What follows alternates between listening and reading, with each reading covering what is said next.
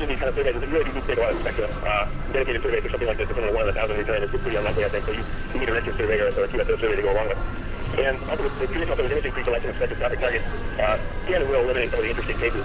You can think of in the particular case of the galaxy with that background was bright enough that its colors would chicken out of the LRG sample and it would never get targeted by storms. And I think these are even more hopeless than source-based lens surveys for cosmological parameters. That's sort of a personal opinion, but I think it should be qualified. And the advantage is, finish on the good note, the advantage is that it does seem to work really well. And it's not straightforward if people are really interested in with large statistical samples of lenses. Statistically, you can target and study any galaxy population of interest, although obviously it's going to be harder to find tiny spiral galaxies that work really well as lenses. But it can just piggyback onto a larger spectroscopic survey without any really to no further technical considerations. Another important point is that the lens and redshifts are known, source redshifts are known from the outset, so that helps you with the lens model right away. And as I touched on a little bit earlier, it's less biased than source-based surveys in terms of comparing the population to non-lens galaxy population. I'll just quickly go over this here. The future, I think, is beyond SDSS is going to take something that's even bigger than that. Higher redshift lenses will certainly be valuable because the entire physical scale of the lens geometry grows larger physical radii in the lens galaxy and it will give you more leverage on the dark matter halos. A sort of future pipe dream would be to have a spatially resolved spectroscopic survey that was magnitude limited and had a full order n-squared redshift finding analysis. If anybody wants to put that together, just let me know. With enough strongly lens separating galaxies, you can think about monitoring for lens supernovae, which is going to be really exciting. So I'll just let this slide speak for itself with my time at an end here. Thank you.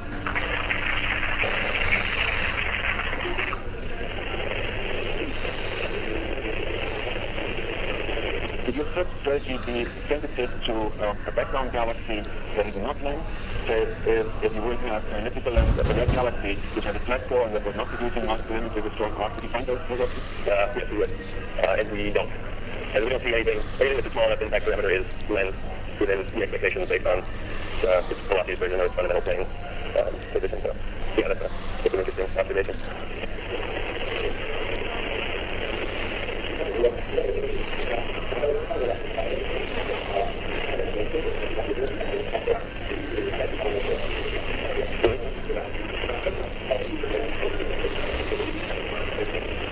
One thing we do find is that the mass, in the lenticular cases, the mass distribution is noticeably rounder than the light distribution, more so than with the more massive elliptical. It's really consistent with mass and light having the same axis ratio. But at that lower mass end, which is also the lenticular end, there's that difference. So. Adam, I know you're charged with speaking about the survey, but would you say a few words about my favorite lens, for example? Oh, yes. So, let me see if I can back up to where it is.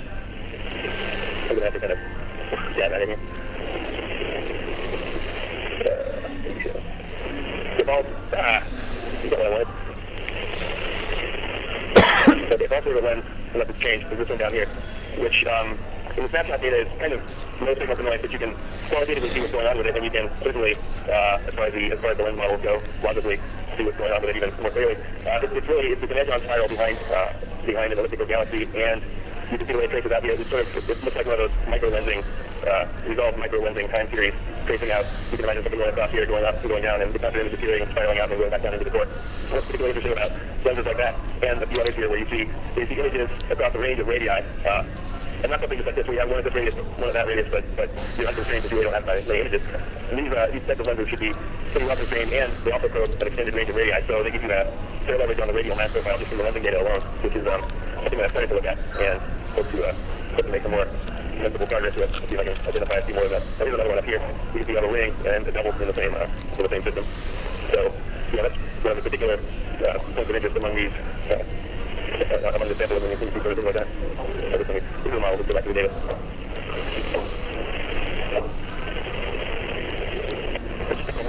Okay.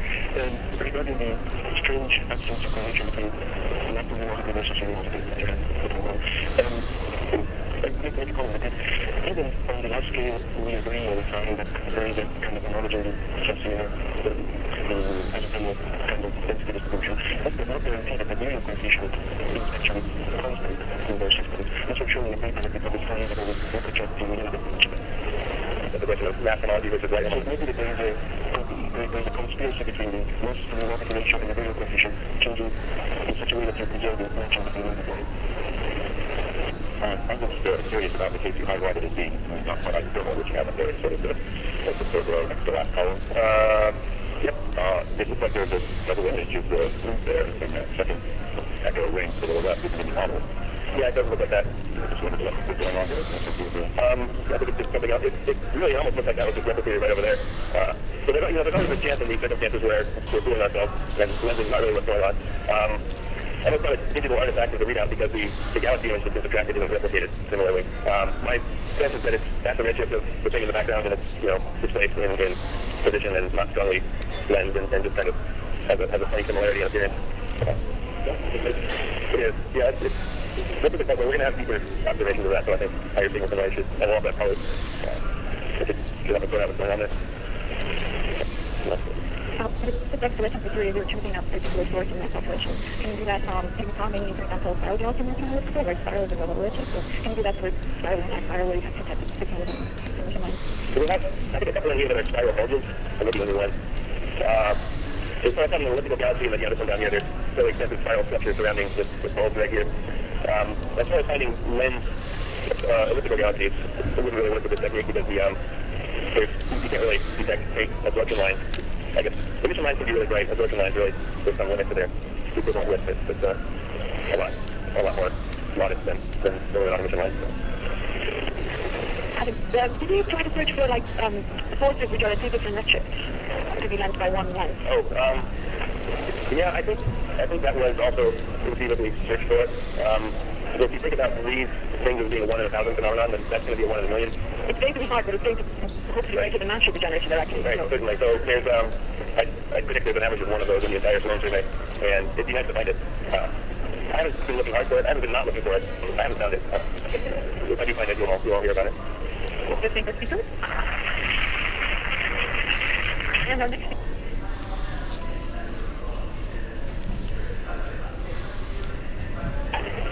Hi, so my name is Richard Levac, and whenever the organization of this conference asks me to speak about the topic I'm going to speak about, which is CDM substructure comparing simulations with observations, I get very worried because I haven't been working on this topic for at least 3 years now.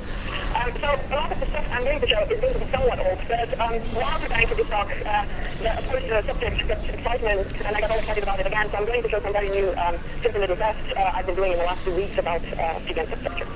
So I'm going to be the link between the talk we heard this morning about the simulations and the talk we heard about CRIS is what we actually observed. And try to put this two on the same footing. So, according to our plans for the simulations, the universe is lumpy and galaxy contractors have broad substructure. And this can be observed and probed using strong and possibly also weak lensing. And I'm going to give the conclusion of my talk straight away. The disagreement between observations and simulations when it comes to lensing is, to the very least, unclear. And so you need to be careful when you look for the evidence of substructure in lens galaxies, and you have to compare with observations, and it's a critical task to do. So we played this game back in 2003, and this is a simulation I got from Matthias Steinmetz, which includes dark matter and baryons. And we wanted to answer the question, what flux anomalies do we expect from a typical, quote-unquote, typical galaxy?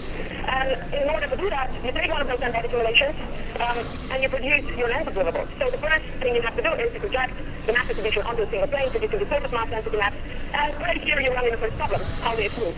So Van Moor showed this morning that you can smooth with the Gaussian profile. You get all these naked cuts, and you modify not only your substructure, but also your main profile of the galaxy. So it's very, very crucial to do things properly here. And so the way we've done it is we smooth it using the so-called Delaunay tessellation. And I'm just quickly going to show you what the Delaunay tessellations are. Their absolutely fantastic thing is that the Delaunay tessellation is fully adapted and parameter-free methods to do the smoothing. 9 at a time, you want to change the smoothing kernel out of the parameter, which is really crucial here. Because on one hand, you want to smooth out all your shock noise coming from the simulation. Keep in mind, the particles we are talking about, 10 to the 4 masses nowadays, I guess, each one of them will do lensing, 10 to the 6 masses even more. So you have to smooth out the individual shock noise. But you don't want to smooth out the physical substructure. In addition, when you have 50 galaxies, you don't want to smooth out too much because you're going to produce more circular galaxies, and this is going to destroy your profile. So the Delaunay tessellations go around it, and the way it's done is, this is your particle distribution here schematically in 2D. It's all the whole space producing these Delaunay in two-dimensional dual triangles. And the way you do it is such that in each circle, there is no extra grid points. So, for example, in this circle, only the 3 grid points which belong to that Delaunay triangle are in it. And then you can kind of ask yourself, so what is the volume of your Delaunay volume, which would be just, for example, to this point, you would just sum up all those triangles, and this is what I call W here. This is the Delaunay volume belonging to this point, and it kind of gives you the actual scale of how different the other particles are to this point of specific. And you can form the density estimate according to carbon number up to 80,000, and the density is given by the mass of the particle, 1 plus m, where m is the dimensionality you're working at, is divided by the volume. In fact, we worked in three-dimensional space, so we didn't worry about triangles, but equations rather, and so the thing that's a little bit more complicated, but not too much. And the nice thing about it is, if you have 3 particles along your projecting line, in a regular smoothing process, you would just sum them up, and so basically you would start getting contrast from them. However, in the linear case, it wouldn't show up because the volume is going to be too big because you are basically smoothing in 3 dimensions. There's so much about the linear population. Once you've done the exercise, what you end up is the surface mass density mass. And so these are the 2 different simulations. One is a disk, and one is elliptical galaxy. I'm particularly going to concentrate on this one because this is what our beloved lenses are mostly elliptical galaxies. And so basically, having the surface mass density map that you can produce next is, of course, magnification. So this is a magnification map. And if you were to have like a really smooth, simple galaxy, if you want to observe the magnification, it's just that the point of time of magnification is going to form this sort of an ellipse. And probably you from the back side see this as a smooth galaxy. But if you look at it really closely, on top of this ellipse, there are little wiggles, which are due to the presence of slip structure. Projecting this point of time magnification back to the source plane, this is what the gravitational entities are called caustics. These are the lines you're getting. And again, for a smooth galaxy, you would expect simple asteroids, caustics, and starting from the back line, then looks like that. But if you look carefully, there's big warning in this, on top of this curve. The top will fire over the catastrophes. And it's this catastrophes that tell you about the presence of substructure. So, how do we observe them? Well, this is now the source plane, remember? Now, putting the source inside this solid region is going to produce a four-image system. And a four-image system, especially if you put it somewhere close to the cup, it's going to have 3 highly magnified images and a fourth one which is remagnified with respect to those 2. And there's a generic prediction for a smooth model which tells you that the flux of the middle image has to be the sum of the fluxes of the outer 2 image. And this is exactly what I'm plotting in this color scheme is, if you take this so-called cup relation, the flux of the middle image, so the B has to be the same as the sum of the fluxes of the outer 2 images, and I perfectly smoothed it in addition my simulated galaxy to simulate something which is fairly smooth, with a smoothing on a scale of 4 to a parsec. If you look at its colors, remember RC is 0, wherever you satisfy this relation, you see that you very well satisfy the relation for a smooth model if you go close to those colors. Now, if you reduce the smoothing, you start seeing some of the structures forming. And if you go back, you can see even more and more. And if you go back to the original galaxy, you can see that there are points where this constellation is highly violated. And it's especially close to those so-called smaller cells that have fallen, and you can see this high violation, which seems to be in accordance with what we observed. And so, our conclusion from this work was, take simulated galaxy, look for the predictions of the constellation, and it seems to agree in all parts with what we observed in the radio system.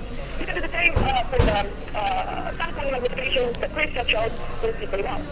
Now, as I said, this was the work done back in 2003, and ever since, and I have to put a disclaimer on this slide because this is one collection of people doing things, so please don't be angry with me if I left out somebody, it really wasn't on purpose, but people have been looking ever since to see what is going on.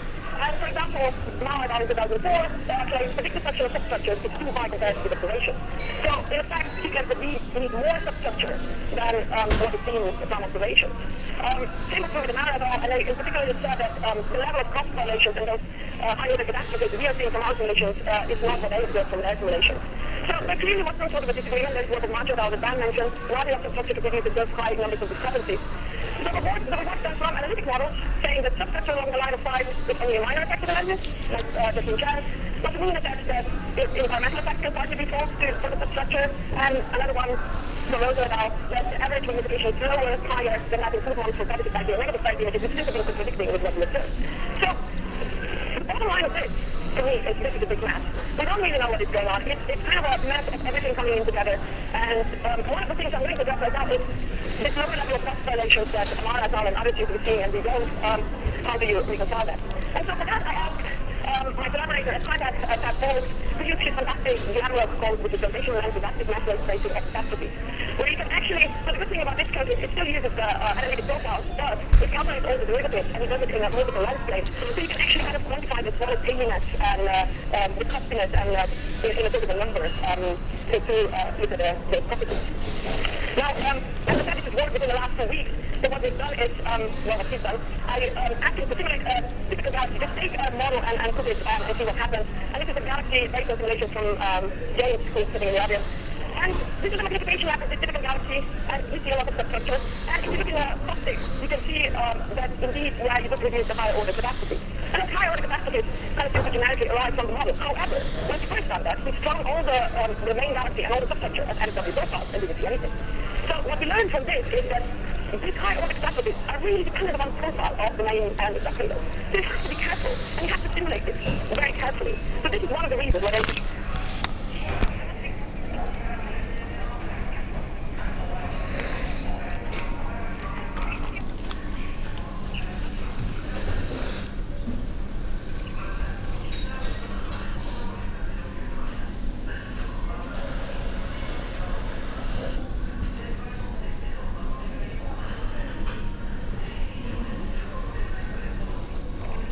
and it's not more important. And also, halos are less concentrated at high redshift because the real radii are smaller. When you go back to higher redshift, the concentrations go down. And it's basically described pretty well by formulas or something like this. So this is a fairly robust prediction. It depends on details of exactly what power section you're using, what sigma 8 is, but we more or less know how to normalize this within 10 or 15%. And these predictions are pretty good and remarkably fairly stable. Also, halo shape. We also know something about halo shape. This is a specific paper by Algard et al., where F is the short axis, the long axis for an ellipsoid, fits the halos. And one of the trends that's noticed similarly to the concentration trend is that lower mass halos are also rounder than their higher mass counterparts. It's very likely has something to do with the formation history, mass secreted along filaments, and that tends to be the orientation of the halo. Also, halos get rounder with time. So at high redshift, the halo will tend to be more flattened than at low redshift. And again, some very rough sense they saw earlier. If you're looking at them while they're forming, they tend to be more flat. So what you'll notice here is the galaxy halos are actually quite round compared to sort of the 0.5 ratios that people were thinking about in the past in terms of clusters. So finally, halo substructure. I'm just giving sort of the general background here. This is quite a well-known topic. I'm just referencing the folder paper by Clifton et al. You're probably may talk about this later. I'm sure what he's going to talk about. Basically, if you take the subhalos defined in some way, which all not defined exactly, but if you find them in your ring-body simulations, that you can actually see them, the mass function rises towards smaller mass things. We get to roll off where the resolution goes down. You increase your resolution and just keep extrapolating with effectively no scale. Something like the NDV max, or something like v to the minus 3.5, and a mass fraction of the substructure is something like 10%, like less than 10%, and very likely the things that formed earlier have a lower mass fraction of the substructure because the substructures will have lost mass by pi, etc. This is basically the stage. A little bit more on dark halo substructure. Another thing, Julio I think alluded to this, is that the subhalos themselves trace the dark matter structure. So if you have a halo that's got some major axis, the subhalos will tend to orient along that major axis as well. And one thing we'd like to do is test this or think about what the observational implications are, of course. Some hydrodynamic simulations find these specific papers here. I noticed that the inner halos and the outer halos aren't particularly well aligned in many cases. And so sometimes with this galaxy, as Julio mentioned, the angular minimum axis of halos is always perpendicular to the long axis. Like 90 or 80% of the time, it's very well correlated there. So you would think maybe that the disk would sit like this. Along halos is kind of an anti-Holmberg effect. But it may be that in the process of this formation, this gets mixed up, and there may not be a very strong correlation between the inner parts and the outer parts. That's where the galaxy, that's where the satellites might sit. So let's get back to this substructure problem we're quite familiar with, rising from the velocity function, and the satellites are here. So what we'd like to do is test this and think about, is there a problem with the issue here, with it telling us something about dark matter, something about astrophysics. So this is an old figure. So I added a few more dwarfs on there, so this is more or less pre-Sloan. This is post-Sloan where the numbers doubled. And on this particular slide, it doesn't really look like it's going to help you that much. Of course, Sloan hasn't covered the whole sky. You might expect this to go up even more. Now, but the real issue here, I think, is knowing what kind of subhalos these dwarfs sit in. The only way you typically do is you measure the velocity difference in these dwarfs. And you take it and you multiply it by something of order 2 to get what you think the max of the halo is. You don't really have a great reason for doing that. That's basically the number you get for the dark matter. But there's a huge degeneracy between the kind of dwarf stellar, group of stellar stars you can embed in the center of the dark matter halo and how big that halo is. You need a lot of data to really constrain it.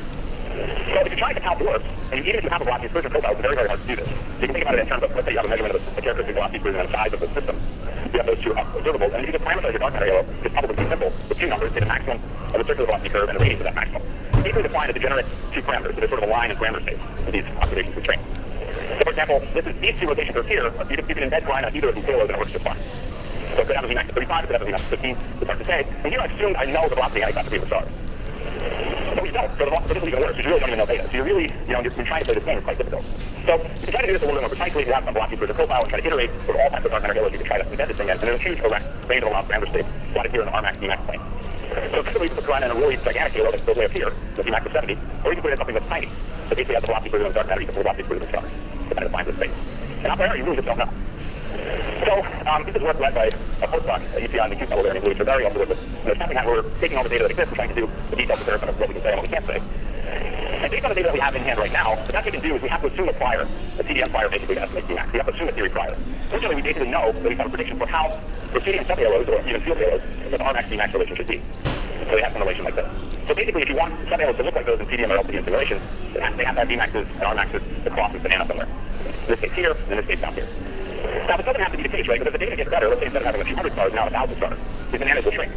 Potentially, you can even test whether the substructure looks like a ligature, or whether it's different, or whether it's up to your port. But currently, it's our opinion that you cannot do this. So we think our best guess would be CDM flyers. For a few of our galaxies, for example, Fornax, Draco, Planet Filter.